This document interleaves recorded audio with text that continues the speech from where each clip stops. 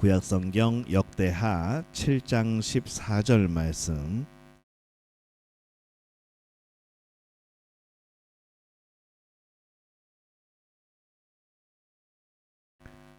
한 목소리로 함께 봉독합니다. 내 이름으로 일컫는 내 백성이 그들의 악한 길에서 떠나 스스로 낮추고 기도하여 내 얼굴을 찾으면 내가 하늘에서 듣고 그들의 죄를 사하고 그들의 땅을 고칠지라. 아멘. 오늘 말씀의 제목은 뭘까요? 기도로 동역하라. 오늘 이제 기도로 동역하는 마지막 시간입니다. 기도는 부흥의 시작이다 라는 제목으로 함께 말씀을 나누려고 합니다. 우리 제목 함께 읽어봅니다. 기도는 부흥의 시작이다. 같이 읽자니까요. 다시 봅시다. 시작. 기도는 부흥의 시작이다. 아멘. 자, 우리 좀 맞추면서 합시다.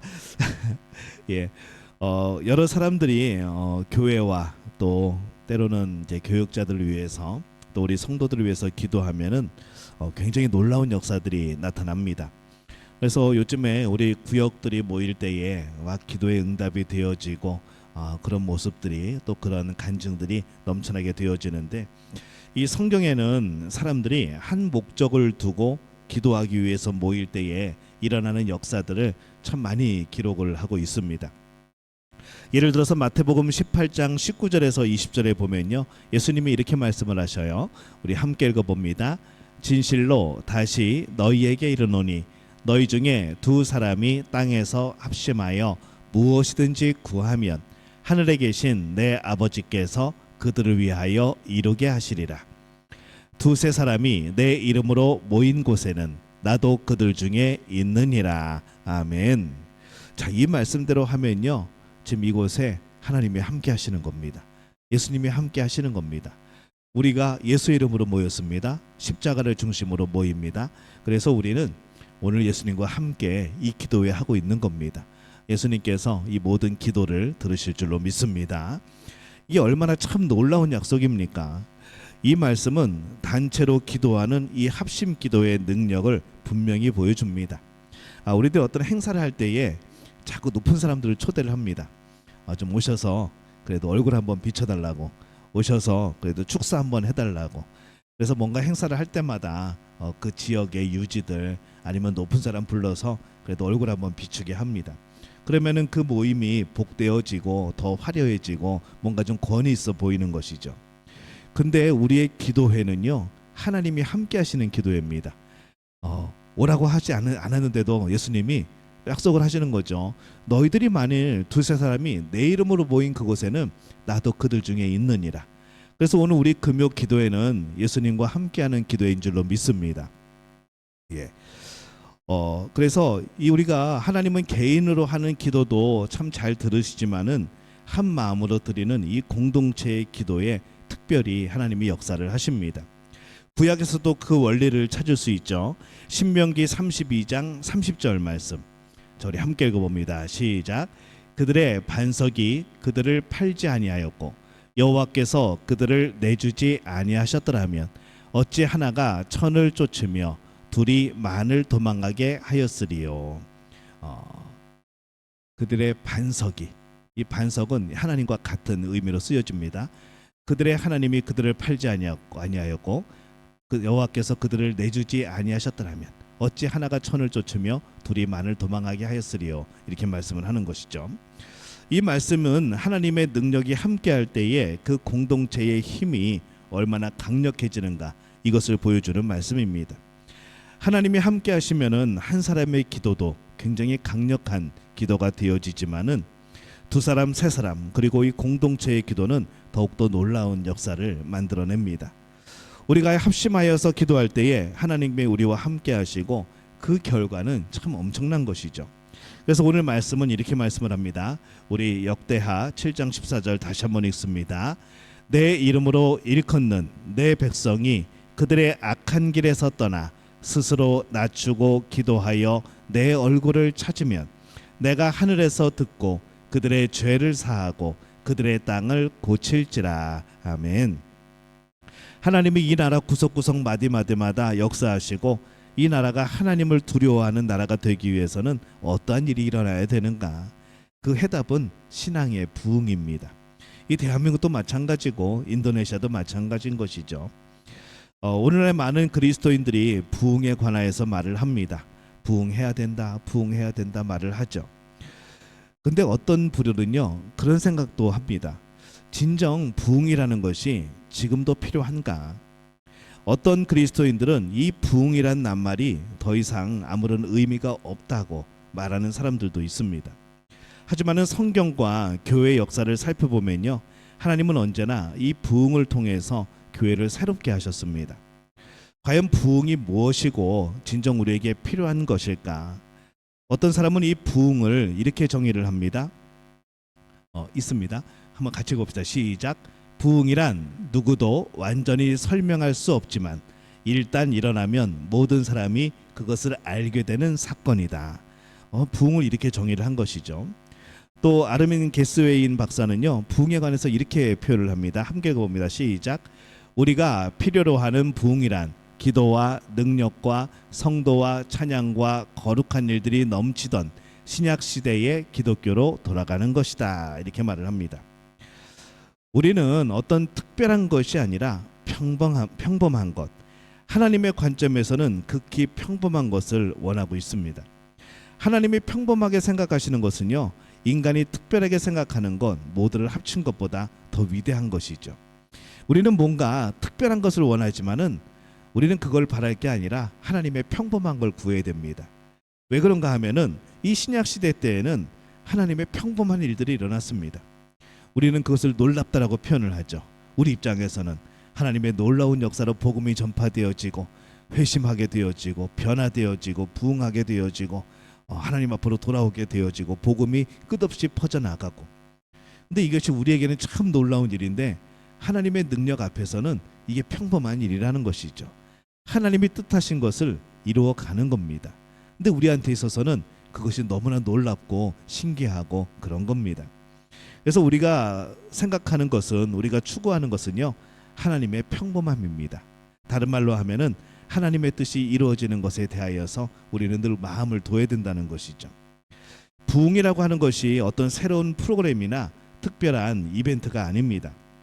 오히려 하나님이 원래 교회에게 주셨던 정상적인 상태로 돌아가는 것이죠. 초대교회는요, 이 교회 초기의 시작은 부흥이 정상이었습니다. 지금은 부흥했다 그러면 놀라죠. 와, 부흥했대. 정말 저 교회는 부흥했대. 저 성도들은 부흥했대. 저 나라는 부흥했대. 그럼 우리는 놀랍니다. 근데 그건 원래 정상이라는 것이죠. 그러한 역사 가운데 그러한 부흥의 일들이 참 많이 일어났습니다. 한 가지만 예를 들면요, 이 1904년부터 1905년에 일어난 이 성령의 강력한 역사가 한 번 있었습니다. 영국의 웨일즈의 부흥이라고 불리는 사건이 있는데요, 이 부흥의 도구로 하나님께서 사용하신 사람은 에반 로버츠라는 사람이죠. 그는 무려 11년 동안 부흥을 위해서 기도했고 마침내 1904년에 성령께서 그를 사용하셔서 이 웨일즈 전역을 휩쓸며 놀라운 부흥의 역사를 이루셨습니다. 그 결과가 뭔가 하면요, 10만 명이 넘는 이들이 복음을 듣고 회심하는 은혜가 그 도시에 벌어진 거죠. 그 도시는요, 광산 도시입니다. 그가 어릴 적 광산에서 일하는 동안에도 복음을 전하고 삶 그 신앙을 증거했던 거죠. 탄을 실어 나르는 수레마다 복음의 구절을, 성경 구절을 적어 넣었고 광산 벽면에 성경 말씀을 기록을 했고, 또한 그는 동료 광부들에게 성경을 읽어주는 일을 하고 복음을 조용히 심어 나갔습니다. 그렇게 살던 그가 14살 때 남긴 고백이 그겁니다. 그의 내면 세계를 보여주는 고백이 있는데, 하나님께서 말씀하시기를 두세 사람이 내 이름으로 모인 곳에 나도 그들 중에 있느니라 하셨기에 나는 하나님의 백성이 함께 모이는 모든 모임에 반드시 참여하고자 했습니다 라고 고백을 하는 것이죠. 그는 하나님의 백성이 모일 때마다 나는 그 자리에 있고 싶었습니다 라고 말을 한 거죠. 오늘 하나님의 백성이 이 자리에 모인 줄로 믿습니다. 이 자리에 서고 싶어야 하는 겁니다. 이 자리에 같이 있고 싶어야 하는 겁니다. 나 모르게 나 빼놓고 교회 일들이 진행되면 안 되는 것이죠. 내가 관심을 가지고 나도 거기에 참여했으면, 나도 그것에 함께했으면, 나도 그 예배에 함께하고 그 기도에 함께하고 그 놀라운 축제의 잔치에 함께했으면 하는 이 소망이 날마다 있어야 하는 것이죠. 1904년에 그가 그토록 오랜 시간 동안 간구하던 부흥이 실제로 벌어집니다. 웨일즈 지역 사회는 전체는 상상할 수 없을 만큼 놀라운 변화를 겪게 됩니다. 술집들이 문을 닫아버립니다. 왜 닫았을까요? 왜 닫았을까요? 왜 닫았을까요? 대답할 때까지 안 넘어가야지. 왜 닫았을까요? 술집이? 예? 정답입니다. 아무도 안 가니까. 도시가 변화된 겁니다. 또 무슨 일이 벌어졌는가 하면요, 감옥이 텅 비었습니다. 감옥이 왜 비었을까요? 죄 짓는 사람이 없었으니까. 광산에서 일하는 중에도 그 광산 안에서 동굴이니까 얼마나 소리가 잘 울립니까? 거기에서 찬송이 흘러나오는 겁니다. 거리의 사람들은 땅속에서 올라오는 찬송 소리를 듣고 놀라는 것이죠. 지하갱도에서 일하던 광부들이 찬송 부르며 일하는 겁니다. 심지어 광산에서 일하던 노새들, 그 당나귀 같은 그 노새도요, 새롭게 훈련을 받아야 됐습니다. 왜 그런가 하면요, 이 광부들이 그 전에 그 수레를 끌게 할 때에 이 노새들한테 욕을 했거든요.